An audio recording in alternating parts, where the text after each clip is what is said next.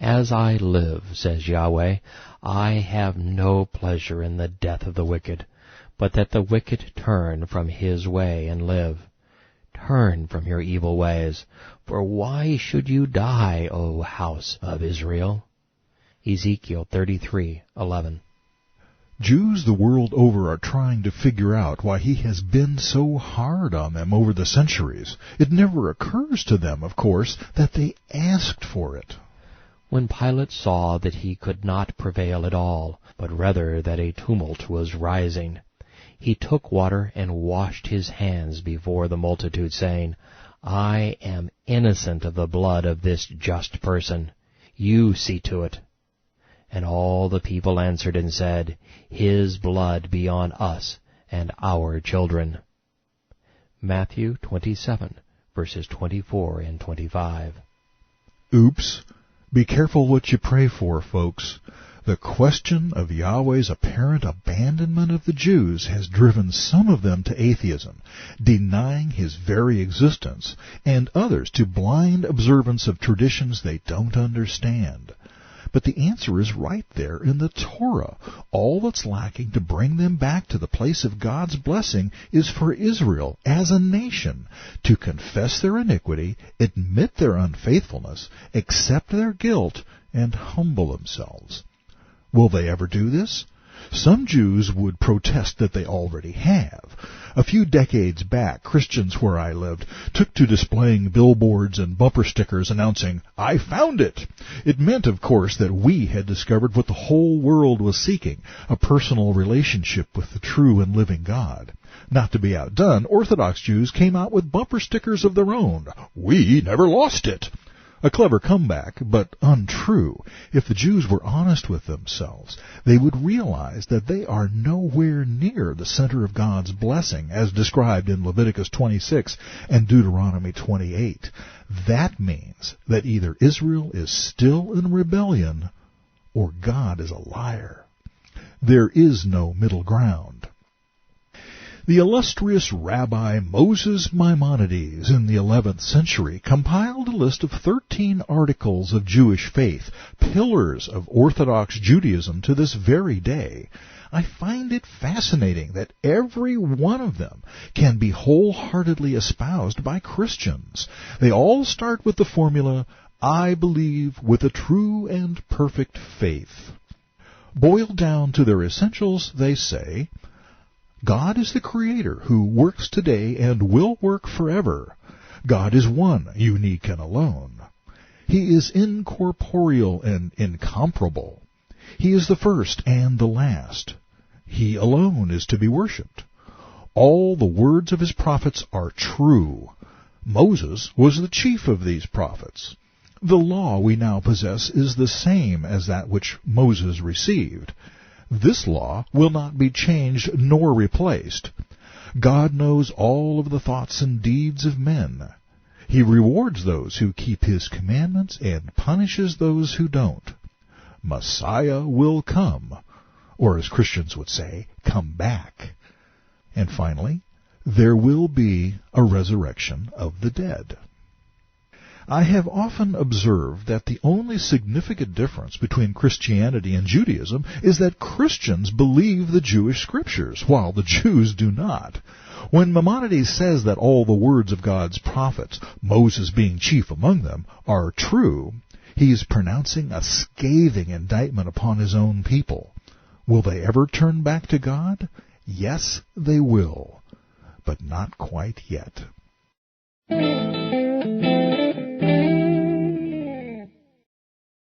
Yahweh didn't put a deadline on Israel's repentance. He knew it would happen, and he knew when.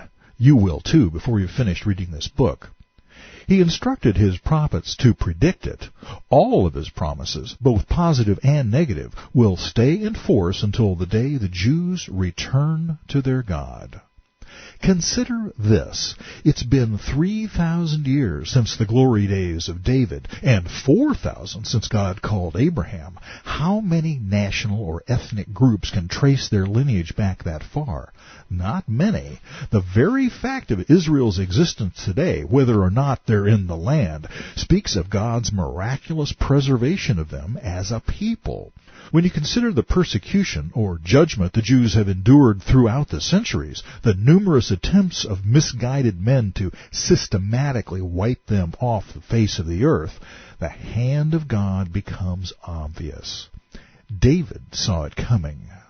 Do not keep silent, O God. Do not hold your peace. Do not be still, O God.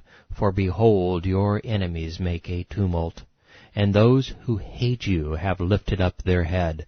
They have taken crafty counsel against your people, and consulted together against your sheltered ones.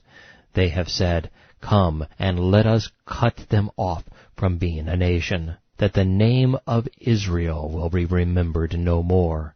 For they have consulted together with one consent. They have formed a confederacy against you. The tents of Edom and the Ishmaelites, Moab and the Hagrites, Gebal, Ammon, and Amalek, Philistia with the inhabitants of Tyre, Assyria also has joined with them, and they have helped the children of Lot.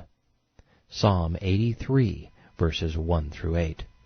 Not to mention the ones David didn't see coming: Babylon, Persia, the Greeks, Rome, the Spanish Inquisition, the Tsarist pogroms, the Nazi Holocaust, and the ongoing jihad of Islam, though David's list is actually a pretty good summation of modern Islam's family tree.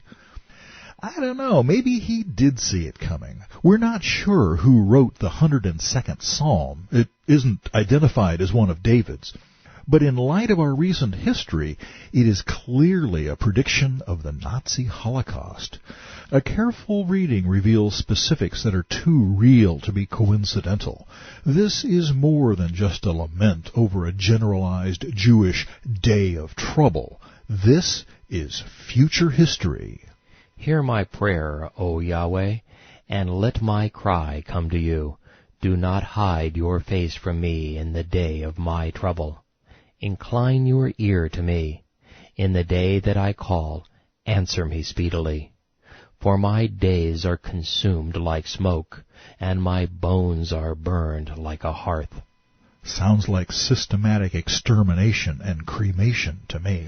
My heart is stricken and withered like grass, so that I forget to eat my bread. Because of the sound of my groaning, my bones cling to my skin. I am like a pelican of the wilderness. I am like the owl of the desert. I lie awake and am like a sparrow alone on the housetop. Starvation, desperation, and hopelessness.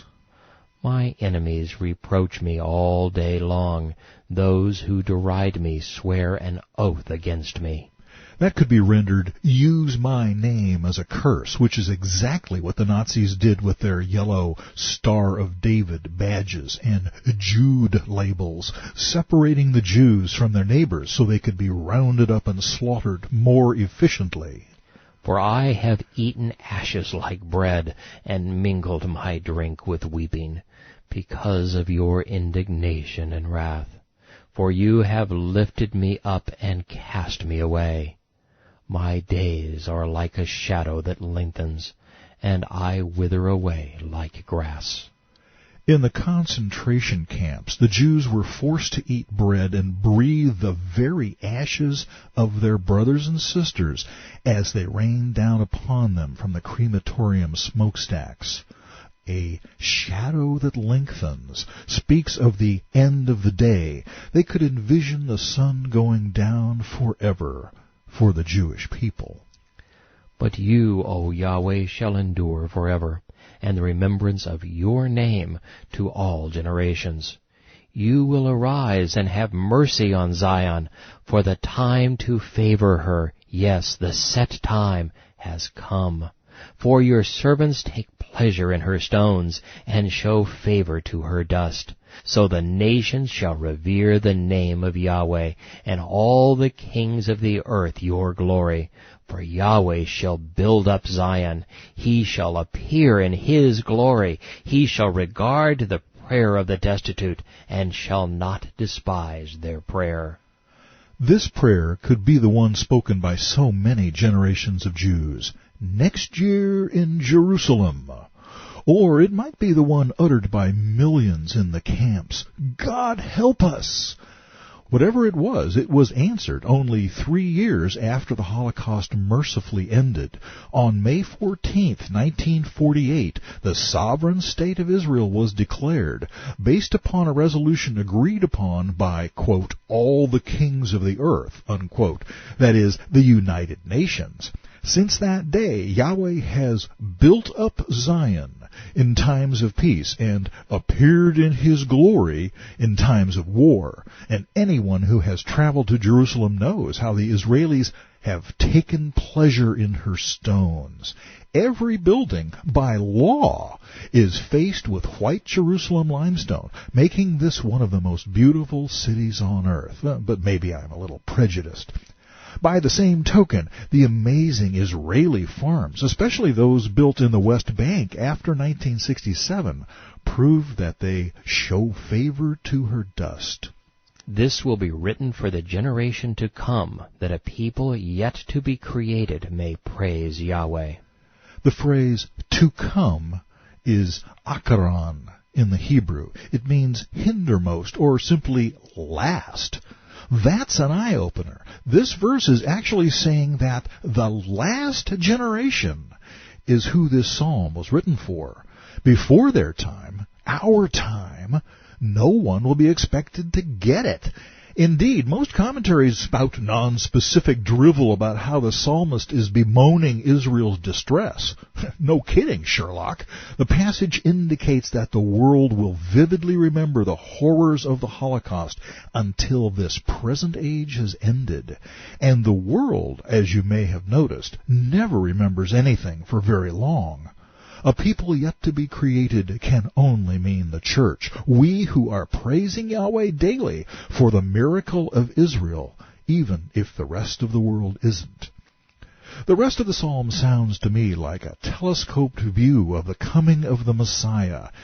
This describes his first-century advent.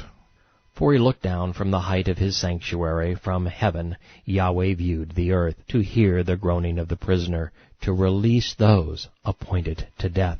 The Jews of the Holocaust weren't the only ones, quote, appointed to death. That describes all of us. Yahweh sent his Messiah to release all mankind from our prison. The rest of the sentence has his final advent, still future, in view. To declare the name of Yahweh in Zion, and to praise in Jerusalem, when the peoples are gathered together, and the kingdoms to serve Yahweh. The end of the psalm speaks, I believe, of the tribulation, followed by Yahshua's coming millennial reign, and beyond. But I'll save the discussion of all this for later. He weakened my strength in the way. He shortened my days. I said, O my God, do not take me away in the midst of my days. Your years are throughout all generations. Of old you laid the foundation of the earth, and the heavens are the work of your hands. They will perish, but you will endure. Yes, they will all grow old like a garment. Like a cloak you will change them, and they will be changed. But you are the same, and your years will have no end. The children of your servants will continue, and their descendants will be established before you. Psalm 102.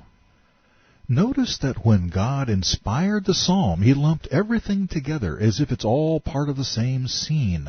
If my guess is correct, the Holocaust triggered a chain of events that will culminate in the glorious return of our Messiah. And what became of Hitler and his Nazi horde? The same thing that Isaiah predicted would happen to all who plunder Israel. Woe to the multitude of many people who make a noise like the roar of the seas, and to the rushing of nations that make a rushing like the rushing of mighty waters.